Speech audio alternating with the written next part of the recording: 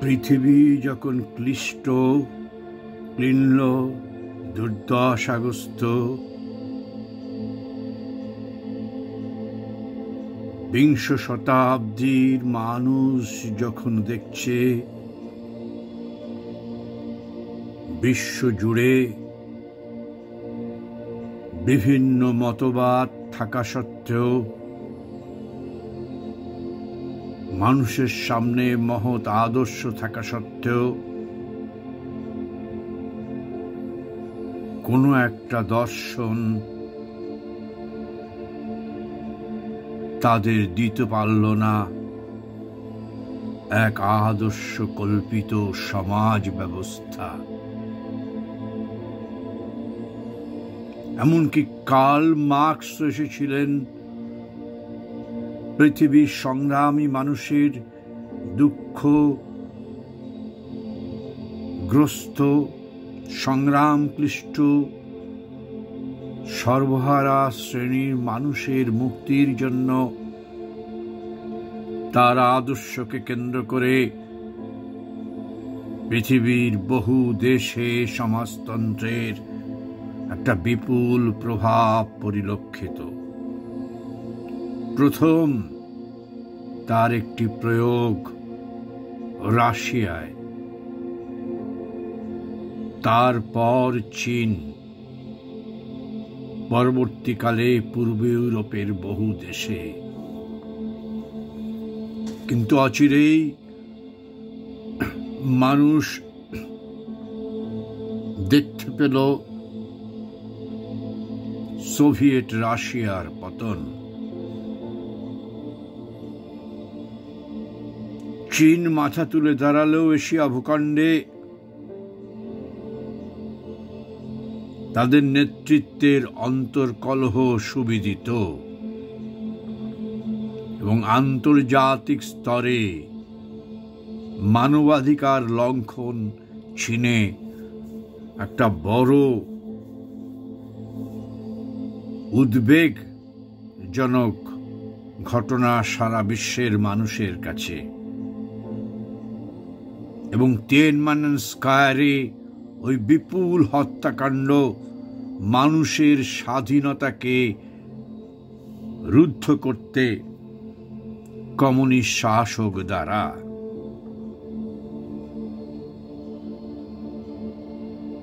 এইরকম একটা সময়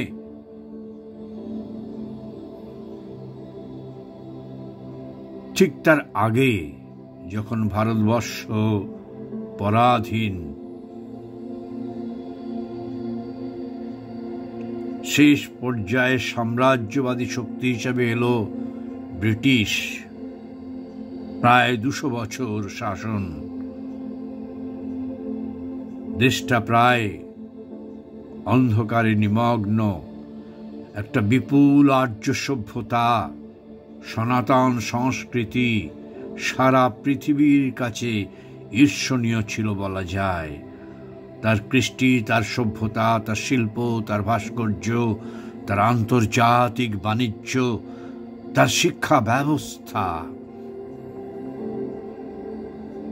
যখন ইউরোপ মধ্যযুগে, এমনকি তার জিডিপি পৃথিবীর সর্বোচ্চ শিখরে, কিন্তু একটা সময় ভারতের এই গৌরবময় সভ্যতার অবনমন হতে থাকে।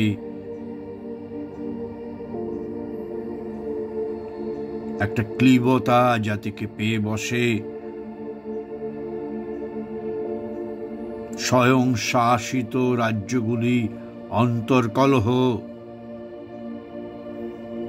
গ্রাম সভ্যতা স্বয়ং সম্পূর্ণ হওয়া সত্ত্বেও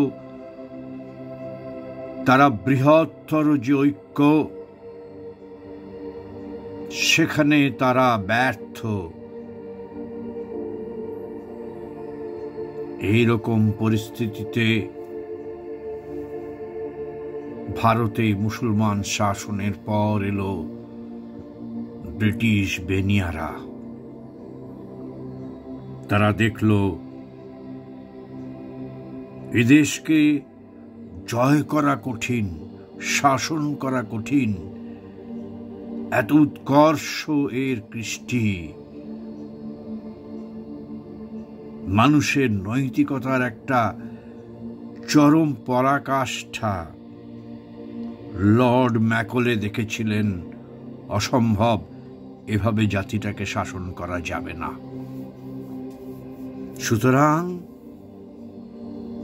সুতরাং রাজা রামমোহন রায়ের সুপারিশের পরে, যিনি সুপারিশ করেছিলেন যে ব্রিটিশ শাসিত ভারতবর্ষকে আধুনিক মনস্ক করতে হলে সেখানে ইংরাজি শিক্ষা ব্যবস্থার প্রচলন প্রয়োজন। লর্ড ম্যাকলে সেই কাজটি সুচারুরূপে করলেন। ইংরেজি শিক্ষা ব্যবস্থা, যেখানে নতুন শিক্ষা ব্যবস্থায় একটা প্রজন্ম গড়ে উঠবে, উপযোগিতামূলক শিক্ষা, সে শিক্ষা লাভের পর গ্যারান্টি থাকবে, নিশ্চয়তা থাকবে চাকরির, জীবিকার, এবং সেই শিক্ষিত সমাজকে দিয়ে ব্রিটিশ তার ভারতবর্ষের শাসন ব্যবস্থায় নিযুক্ত কর্মচারীদের দ্বারা তার আধিপত্য বিস্তার করবে, বজায় রাখবে। লর্ড ম্যাকলে 100% কৃতকার্য হয়েছিলেন। ভারতবর্ষ স্বাধীনতার পরে ম্যাকলের উত্তরসূরিরা রয়ে গেছে শিক্ষাক্ষেত্রে আজও। যাক, সে প্রসঙ্গ অন্য। ফিরে আসি সেই আজকের ঠিক প্রসঙ্গটিতে। দেশ নিমজ্জমান, জাতীয় কংগ্রেস একমাত্র দল, সর্বভারতীয় দল, যখন চারিদিকে বিদ্রোহ, বিক্ষোভ, অশান্তি, আন্দোলন, জায়গায় জায়গায় সশস্ত্র বিক্ষোভ, ঠিক সেই সময় লর্ড হিউম তিনি কংগ্রেস নামক দলটি প্রতিষ্ঠা করেন। উদ্দেশ্য, এই যা কিছু বিক্ষোভ তাকে একটা জায়গায় সংগঠিত করে একটা সহনীয়, একটা মধ্যপন্থার মধ্য দিয়ে যাতে দেশের বিক্ষোভকে চালানো যায়, চালিত করা যায়, দাবানল যাতে জ্বলে না ওঠে, ব্রিটিশ শাসন যাতে অব্যাহত থাকে। ঠিক এরকম সময় 1893 সাল শ্রী অরবিন্দ তার ইংল্যান্ডের শিক্ষা শেষ করে ফিরে এলেন দেশের মাটিতে। তিনি আগেই সংকল্প নিয়েছিলেন, তার বাবার বহুদিনের স্বপ্ন যে তার সেজ ছেলে একজন ব্রিটিশের আমলা হবে। তখনকার দিনে যাকে বলা হতো ICS, অত্যন্ত সম্মানীয় কাজ। কিন্তু শেষের দিকে শ্রী অরবিন্দের পিতা কৃষ্ণধন ঘোষের মোহভঙ্গ হয়েছিল যখন তিনি দেখছেন ব্রিটিশের অত্যাচার ভারতবাসীর প্রতি। এবং ইতিমধ্যে তার আগেই শ্রী অরবিন্দ মনস্থির করে ফেলেছেন তিনি বাবার স্বপ্নকে বাস্তবায়িত করার জন্য তিনি কোনো প্রচেষ্টাই করবেন না। তিনি দেশকে উদ্ধার করার কাজে আত্মবলিদান দেবেন। শ্রী অরবিন্দ ফিরে এলেন, তার ওই উজ্জ্বল প্রতিভার স্বাক্ষর রেখে বিদেশ থেকে ভারতের মাটিতে দেখলেন ভারত নিমজ্জিত। কংগ্রেস উকিল ব্যারিস্টার ধনীদের দল। কংগ্রেস হলো এক অন্ধ, বাকি জনগণ আর এক অন্ধ। এক অন্ধ যদি আর এক অন্ধকে পাত দেখায়, তাহলে উভয় কি খন্দের মধ্যে গিয়ে পড়বে না? নিউ ল্যাম্পস ফর ওল্ড লিখলেন, if a blind leads the blind, shall they not fall both into ditch? কলম ধরলেন ইন্দ্রপ্রকাশ। সে কলম অগ্নিঝরা কলম। চাপা ভিসুভিয়াস থেকে লাভা উদ্গীরণ হতে লাগলো, দেশে নতুন আশার সঞ্চার হতে লাগলো। কে 21 বছরের যুবক? কিন্তু কংগ্রেস নেতৃত্ব ভয় পেয়ে গেল। তারা প্রকাশককে নিরস্ত্র করলেন, পরবর্তীকালে যেন এই ধরনের লেখনী না বেরোয়। শ্রী অরবিন্দের কলম থেমে গেল। তিনি থেমে রইলেন না, তিনি প্রস্তুতি নিচ্ছিলেন সময়ের অপেক্ষায়। তারপর এক সময় বরোদার সেই লোভনীয় চাকরি, বরোদা কলেজের অধ্যক্ষের চাকরি থেকে, বরোদা মহারাজের ব্যক্তিগত সচিবের দায়িত্ব থেকে নিষ্কৃতি নিয়ে তিনি চলে এলেন বাংলায় নেতৃত্ব দেওয়ার জন্য। তাকে বলা হতো অগ্নিযুগের ঋষি। তার সমস্ত ভাব শিষ্যরা একে একে মাস্টারদা, সূর্য সেন, ক্ষুদিরাম, কানাইলাল, প্রফুল্ল চাকি, ওদিকে রাসবিহারী, যিনি শ্রী অরবিন্দকে বলতেন পিতা, তার অনুগামী নেতাজি কে নয়, তার সব ভাব শিষ্যরা তার মন্ত্রে, তার সরাসরি পূর্ণ স্বরাজের যে প্রথম দার্শনিক যে দিশা তিনি দিলেন, তার বন্দে মাতরম লেখার পত্রিকার মাধ্যমে একে একে উজ্জ্বল নক্ষত্ররা ভারতবর্ষে আবির্ভূত হলেন, অগ্নিযুগের ঋষি। কিন্তু হঠাৎ এইরকম অবস্থায় তিনি কারাবরণ করলেন। তার বিশ্বাস ছিল ভগবানের প্রতি, যে ভগবান স্বয়ং বাসুদেব তাকে সুরক্ষিত রাখবেন। কেন এই জীবনটা তিনি এসেছেন ভারতবর্ষকে শৃঙ্খল মুক্ত করতে, ভারত মাতার শৃঙ্খল মুক্ত করতে, সুতরাং তার হাতেই ভারতের স্বাধীনতা। কিন্তু তিনি কারাবরণ হলেন, তার অন্তর অস্থির হয়ে গেল। পরে তিনি উত্তর পেলেন সেই বন্দি দশায়, যে তাকে একটা অন্য উদ্দেশ্যে জেলখানায় আনা হয়েছে। স্বয়ং ভগবান অন্তর্যামী তাকে বললেন, অপেক্ষা করো। তারপর তিনি জানলেন সেই অন্তরের নির্দেশে যে তাকে এমন কিছু অভিজ্ঞতা লাভ করার জন্যই নির্জন কারাবাসে আনা হয়েছে, যে অভিজ্ঞতা নিয়ে তিনি বাইরে বেরিয়ে আসবেন। মানুষের সভ্যতার ইতিহাসে জীবনের লক্ষ্য কি, উদ্দেশ্য কি, বিবর্তন কোন পথে, সেই দিশা তিনি মানুষকে দেবেন। যথারীতি তার সেই সর্বভূতে ভগবান, সর্বভূতে বাসুদেব সেই দর্শন হলো। তিনি সমস্ত কিছুর মধ্যেই দেখছেন বাসুদেব, ভগবান অনুস্যত রয়েছেন। সব কিছু সৃষ্টি মধ্যে তিনি অনুস্যত। জেল থেকে বেরিয়ে এলেন 1 বছর কারাবাসের পর। তারপর তিনি নতুন মানুষ। তিনি উত্তর পাড়ায় প্রথম ভাষণ দিলেন, সে ঐতিহাসিক ভাষণ সনাতন ধর্মের উপর। সনাতন ধর্ম হচ্ছে এটার্নাল রিলিজিয়ন, শাশ্বত ধর্ম, জীবনের সমস্ত কিছুর যে অন্তর্নিহিত সত্য, তাই সনাতন ধর্ম। সনাতন ধর্ম দিয়েই রাজনীতি, শিক্ষা, সংস্কৃতি, মানবিক সম্পর্ক সব কিছুকে নতুনভাবে গড়ে তুলতে হবে। জীবনই হলো সনাতন ধর্মের মূল কথা। জীবন আর সনাতন ধর্ম আলাদা নয়।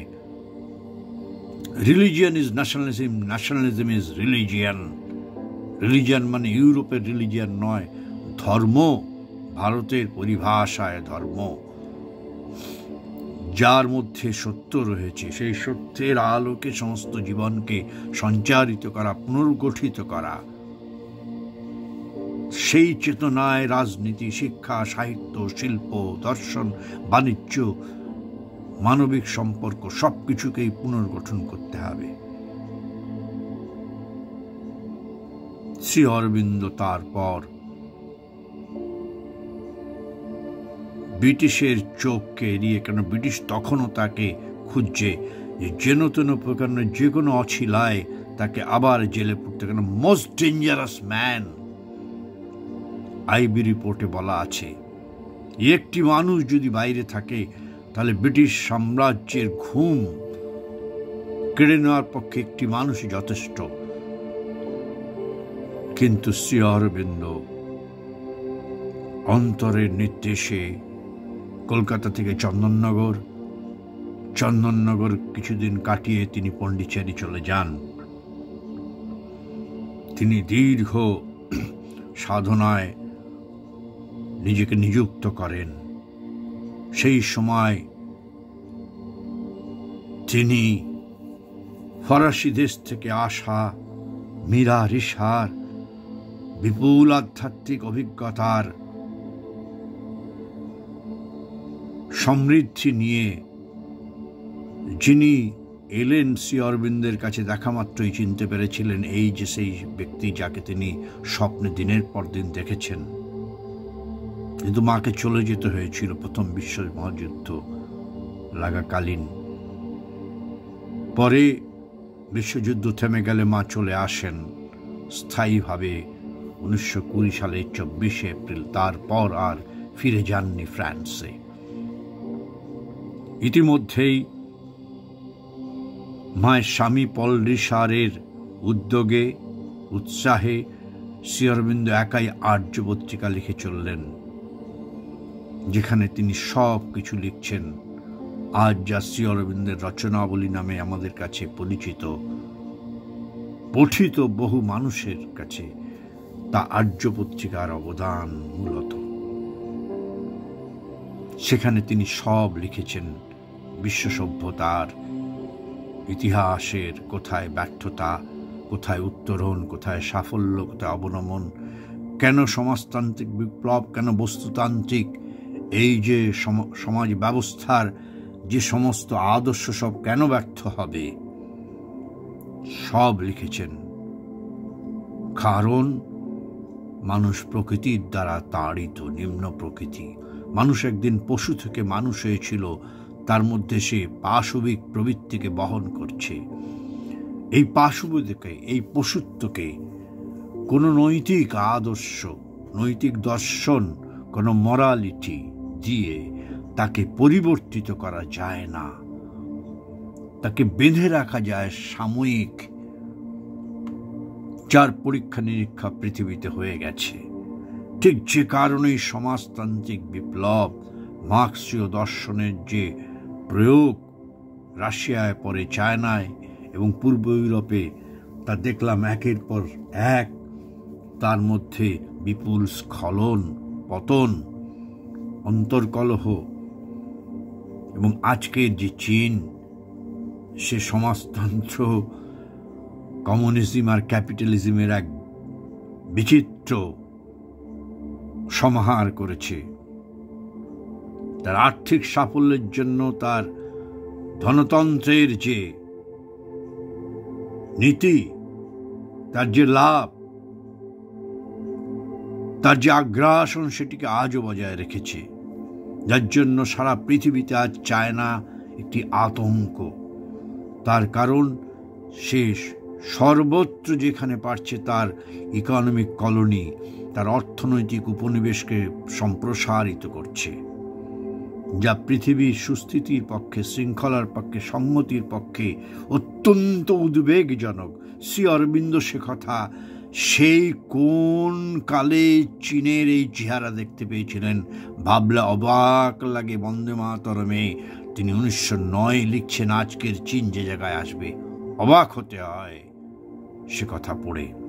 এই হচ্ছে ঋষি দৃষ্টি। তিনি বলেছিলেন তার দেহত্যাগের আগেই, অনেক আগেই, যে তিব্বত দিয়ে চীন ভারতে প্রবেশ করবে, ভারত আক্রান্ত হবে। দেহত্যাগের পরে 50 সালে তিনি দেহত্যাগ করেছেন। 1962 সালে সেই ঘটনা ঘটেছিল, সেই ইতিহাস। তিনি বলেছিলেন দেশ স্বাধীন করো, দেশ যেন ধর্মের ভিত্তিতে ভাগ না হয়। তার 1947 সালের সেই ঐতিহাসিক লিখিত ভাষণ সমগ্র অল ইন্ডিয়া রেডিও প্রচারিত হয়েছিল। সেখানে তিনি বিস্তৃতভাবে বলেছেন তার 5টি স্বপ্নের কথা। প্রথম স্বপ্নটি তার জন্মদিনে বিধাতা পুরুষ উপহার দিয়েছিলেন 1947 সালের 15ই আগস্ট, যেদিন তিনি প্রথম পৃথিবীতে এসেছিলেন 1872 সালের 15ই আগস্ট। সুতরাং এটা স্যাংশন অব দি সুপ্রিম, তার জন্মদিনেই তার প্রথম স্বপ্নটির উপহার। সুতরাং বাকি স্বপ্নগুলো যে একদিন পৃথিবীতে মূর্ত হবে, বাস্তবায়িত হবে, তিনি নিঃসন্দেহ হয়েছিলেন, আজ না হোক কাল, না হলো ভবিষ্যতে। কিন্তু শ্রী অরবিন্দের সাবধান বাণী কেউ শুনল না, যে দেশ ভাগ করো না, দেশ ভাগ করলে কি হবে। কিন্তু নরমপন্থী সুবিধাবাদী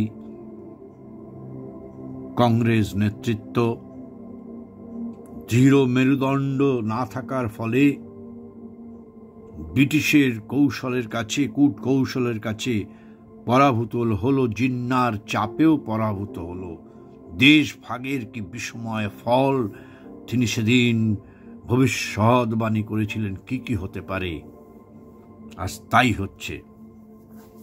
যাই হোক, শ্রী অরবিন্দ দেখেছিলেন এরম পরিণতি ঘটবে, কিন্তু তিনি আগামী পৃথিবীর জন্য একটি সুন্দর পথ তৈরি করতে চেয়েছেন এবং তার সাধনার মধ্য দিয়ে তিনি সে কাজটি নীরবে করেছেন 40টা বছর ধরে, 1910 থেকে 1950 সাল।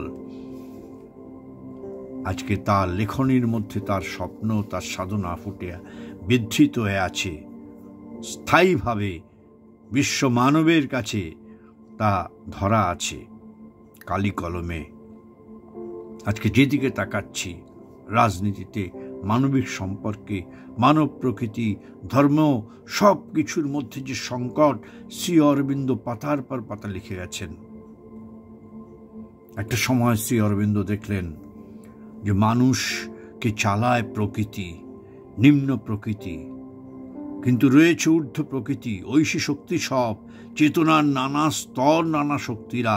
পৃথিবীর এই জড়বিশ্ব সৃষ্টির আগে ছিল এক শক্তির এক বিপুল ভাণ্ডার, অদৃশ্য, স্বয়ং পরমেশ্বর, স্বয়ং তৎসৎ, যিনি ছিলেন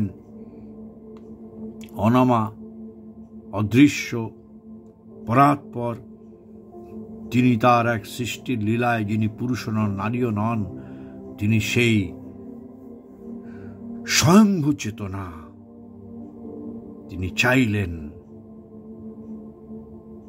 এই সৃষ্টির মধ্যে নিজের চেতনাকে ফুটিয়ে তুলতে, নানা রূপে, নানা প্রকৃতিতে, সৃষ্টির বৈভবের মধ্য দিয়ে জড়বিশ্বের আবির্ভাব, তারপর সেই জড় থেকে প্রাণ, প্রাণ থেকে বিচিত্র প্রাণের সম্ভার, প্রাণীকুল, উদ্ভিদকুল, তার বিপুল বিবর্তনের মধ্য দিয়ে লক্ষ লক্ষ কোটি কোটি বছর পরে মনোময় মানুষের আবির্ভাব। সুতরাং চেতনা কোথাও কাজ করে চলেছে নিরন্তর একটি বিবর্তনের মধ্য দিয়ে। এই চেতনার ঊর্ধ্ব স্তরে রয়েছে সেই মহাচেতনা। সেই মহাচেতনা যেদিন পৃথিবীতে স্থায়িত্ব নেবে, সেদিনই মানুষের এই নিম্ন প্রকৃতি, মানুষের মধ্যে এই যে আসরিক প্রকৃতি, তার জায়গায় সে আসন করে নেবে। কিন্তু তার আসার পূর্বে এই শক্তি পৃথিবীতে স্থায়ীভাবে অবতরণ করেনি। পৃথিবীর কোনো সাধকই এ দুঃসাহসিক কাজ করে যাননি বা করার প্রয়োজন হয়নি। তিনি সেই শক্তিকে পেয়েছিলেন আলিপুর জেলে বিবেকানন্দের কাছে। তার যে খোঁজ, there is a consciousness and power, পরবর্তীকালে তিনি যাকে বলেছিলেন সুপার মাইন্ড, অতিমানস, সেই চেতনা রয়েছে, যেই চেতনায় একদিন মানুষ উঠবে। যেমন মানুষ জ্বর থেকে প্রাণ থেকে মনে উঠেছে, মনের কয়েকটি স্তর পেরিয়ে উঠবে। এইটা বিবর্তনের রহস্য। মানুষ বিবর্তনশীল জীব। পৃথিবীর ইতিহাসে মানুষের এই পরিণতির কথা, তার লক্ষ্যের কথা কোথাও কেউ স্পষ্ট করে বলতে পারেননি, যা শ্রী অরবিন্দ জেনেছিলেন তার হদিশ এবং তার সাক্ষাৎ সুদীর্ঘ সাধনার অভিজ্ঞতায় পরতে পরতে। যে কথা সাবিত্রী মহাকাব্যের মধ্যে লাইনে লাইনে বর্ণিত হয়েছে, তিনি এই অতীন্দ্রিয় দৃষ্টি দিয়ে এই মরজগতের ঊর্ধ্বে যে শক্তির স্তর, শক্তির বিন্যাস, শক্তির খেলা এবং তাদের যে ক্রিয়া এই বিশ্বে, তাকে তিনি পরতে পরতে দেখেছেন। সাবিত্রী মহাকাব্য হচ্ছে তার রেকর্ডেশন অফ সিইং। তিনি সেই শক্তিকে নামাচ্ছেন পৃথিবীতে মানুষের হয়ে। যেমন ভগীরথ তার নিজের জটার মধ্যে গঙ্গাকে নামিয়েছিলেন, শ্রী অরবিন্দ একাই মানুষের হয়ে অবতার হয়ে তিনি সেই কাজটি দিনের পর দিন করছেন। তার শরীরের মধ্যে, পৃথিবীর মধ্যে যাতে এই চেতনা স্থায়িত্ব পায়, মানুষ যেন সহজেই একটু আয়াস করলেই, একটু তার গ্রহিষ্ণুতা থাকলেই মানুষ যেন পেতে পারে সেই চেতনা, এবং সেই চেতনা একদিন মানুষের যে পশু প্রকৃতিকে, নিম্ন প্রকৃতিকে রূপান্তরিত করবে। কিন্তু কাজটি এই শরীরে অসম্ভব। তিনি একটা সময় দেখতে পেলেন, কেন এই সৃষ্টি, এই দেহটি জন্ম, বৃদ্ধি, জরা ও মৃত্যুর অধীন। তাই তিনি সিদ্ধান্ত নিলেন, তিনি দেহ ত্যাগ করে সূক্ষ্ম দেহে এই সাধনা করবেন। সিদ্ধান্ত নিলেন, সে দীর্ঘ ইতিহাস তিনি চলে যাবেন। তিনি শ্রীমাকে জানালেন, যিনি শ্রী অরবিন্দের সাধন সঙ্গিনী। Without him I exist not, Shrima বলছেন শ্রী অরবিন্দ প্রসঙ্গে। আবার বলছেন, without me he is unmanifest, তাকে ছাড়া আমি অপ্রকাশিত, মা বলছেন, আর আমি ছাড়া তার কোনো প্রকাশ নেই, তাকে ছাড়া আমার কোনো অস্তিত্ব নেই। Without him I exist not, without me he is unmanifest, আমাকে ছাড়া তিনি অপ্রকাশিত। এই হচ্ছে পুরুষ আর প্রকৃতি, ঈশ্বর ও ঈশ্বরী। মাকে শ্রী অরবিন্দ সেই গুরু দায়িত্ব দিয়ে গেলেন। আজকের সেই দিন 1950 সালের 5ই ডিসেম্বর তিনি সিদ্ধান্ত নিলেন চলে যাবেন। এ পূর্ব সিদ্ধান্ত তিনি মাকে জানিয়েছিলেন, তাকে যেতে হবে। সূক্ষ্ম যে শরীরটি তিনি গড়ে তুলেছেন, শক্তি এবং আলোকময় সেই শরীর দিয়ে তিনি পৃথ্বী চেতনার রূপান্তরের কাজে, পৃথিবীতে সমস্ত ঘটনার মধ্যে তিনি যাতে কাজ করতে পারেন, তিনি এক প্রস্তুতি পর্ব গড়ে তুলতে পারেন ভবিষ্যৎ নবসৃষ্টির জন্য। তিনি কিন্তু তার শরীরের মধ্যে বিপুল পরিবর্তন ঘটিয়েছিলেন। সাধারণ মানুষের মৃত্যু যাতে হয় আমরা জানি, তিনি তার উপরে প্রভুত্ব বিস্তার করেছিলেন, তার উপর তার নিয়ন্ত্রণ ছিল। তাই তিনি এক জায়গায় বলছেন, even if I take a cup of poison it cannot kill me, যদি আমি এক কাপ বিষও পান করি তাতে আমার মৃত্যু হবে না।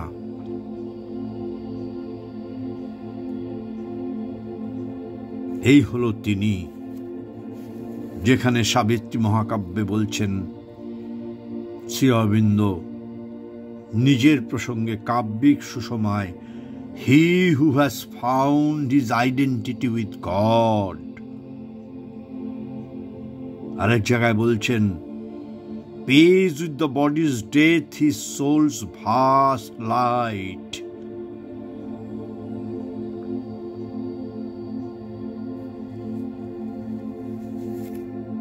মার কাছে দিয়ে গেলেন শ্রী অরবিন্দ সেই মহান দায়িত্ব। কণ্ঠ এবং শ্রী অরবিন্দ সাথে মায়ের সেই সাক্ষাৎ একাধিকবার হয়েছে দেহ রাখার পরও। মা বলছেন দিনের পর দিন শ্রী অরবিন্দ আমার কাছে এসেছেন, আমি শ্রী অরবিন্দের সাথে কাটিয়েছি প্রতিটি ঘটনা, পুঙ্খানুপুঙ্খভাবে প্রয়োজনীয় ঘটনার সম্পর্কে তার সাথে আলোচনা করেছেন, তিনি গাইড করেছেন। এমনকি আন্তর্জাতিক নগরী প্রথম ইউটোপিয়া অরোভিল প্রসঙ্গে মা বলছেন শ্রী অরবিন্দ প্রায়শই এসে তাকে গাইড করতেন এই অরোভিল বিষয়ে, তার সাথে কথাবার্তা হতো। শ্রী অরবিন্দ চলে যাওয়ার পর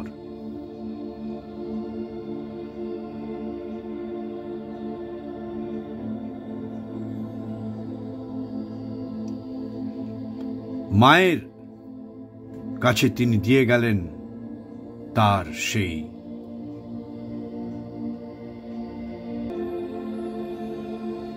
আমরা জানি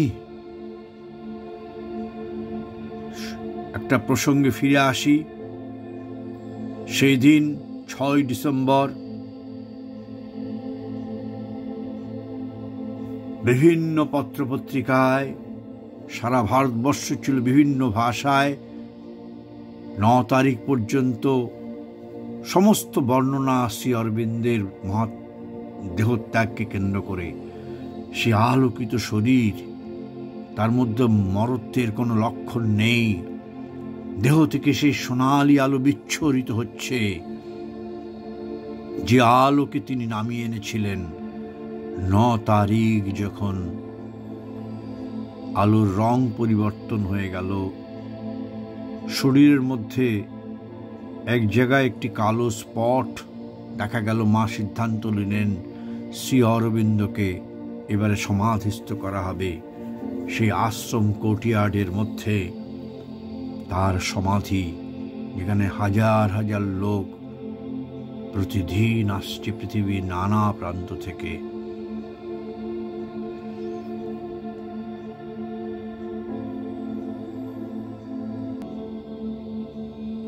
শ্রী অরবিন্দ চলে যাবার পর মা তার সাধনাটি বহাল রাখলেন। আমরা মায়ের কাছে ঋণী। তিনি শ্রী অরবিন্দের দেওয়া সমস্ত কাজ সে 1950 সাল থেকে 1973 সালে 17 নভেম্বর পর্যন্ত নিরন্তর করে গেছেন। পৃথিবীর ইতিহাসে যা অকল্পনীয়, যে একদিন দেহের রূপান্তর হবে, ম্যাটার রূপান্তরিত হয়ে যাবে। শরীর রূপান্তর হয়ে গেলে মানুষের যে জরা ব্যাধি মৃত্যুর যে বন্দি দশা, সেখান থেকে মানুষ তার অগ্রগতি, তার প্রয়োজন অনুযায়ী সে তার জীবনকে দীর্ঘায়িত করতে পারবে প্রগতির জন্য। সেই দুঃসাধ্য সাধনের কাজ মা করে চললেন, যার বর্ণনা রয়েছে তার প্রতিটি দিনের রেকর্ডে, যেটা কালি কলমে ছাপা হয়েছে অ্যাজেন্ডা নামে, যা আজ পৃথিবীর অনেক ভাষায় অনুদিত 13টা ভলিউমে। সেখানে মা দেখাচ্ছেন যেমন শুঁয়োপোকা থেকে প্রজাপতি ধীরে ধীরে পরিবর্তিত হয়ে যায়, তার মৃত্যু হয় না, রূপান্তর হয়। পৃথিবীর ইতিহাসে মানুষের নিয়তি সেই রূপান্তর, সেই কাজটি মা তার নিজের দেহে দিনের পর দিন করেছেন। তার দেহকোষগুলোর মধ্যে সেই মাইন্ড অফ লাইট, সেই ঊর্ধ্ব চেতনা নেমে এসে তাকে রূপান্তর করছে, তাকে পরিবর্তিত করছে। বহু কোষ তার পরিবর্তন হয়ে গেছে, রূপান্তর হয়ে গেছে। সে এক ইতিহাস। তিনি শেষ চেষ্টা করেছিলেন শেষ পর্যন্ত, আলটিমেটলি শরীরটা যদি পুরোপুরি রূপান্তরিত হয়ে যায়। কিন্তু পৃথিবী এখন এখনো পুরাতন সৃষ্টির অন্তর্গত মায়ের ওই শরীরটি। সেই জন্য আর চারপাশের পৃথিবীর সহযোগিতার যথেষ্ট অভাব, প্রতিবন্ধকতা অপরিসীম, অসহযোগিতা অপরিসীম, মানুষের অজ্ঞানতা, তা মানুষ মায়ের এই শরীরটা ছিল পৃথিবীর প্রতিভু। সেই কাজের বিপুল অন্তরায় ছিল মানুষের অজ্ঞানতা, মানুষের অসহযোগিতা। সেই জন্য মা তার যে সেই শরীরের রূপান্তরের কাজটি পুরোপুরি সমাধা করতে পারেননি।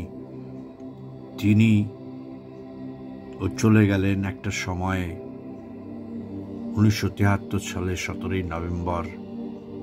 রেখে গেলেন তার সেই অমর সৃষ্টি বিস্ময়কর পৃথিবীর ইতিহাসে।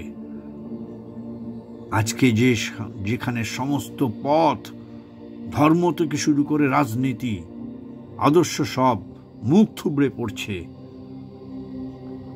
আজকে ঠিক এটা তো কালকে ভুল। ঠিক এইরকম সময় একটা বিকল্প জীবন শৈলী দিতে শ্রী অরবিন্দ এসেছিলেন।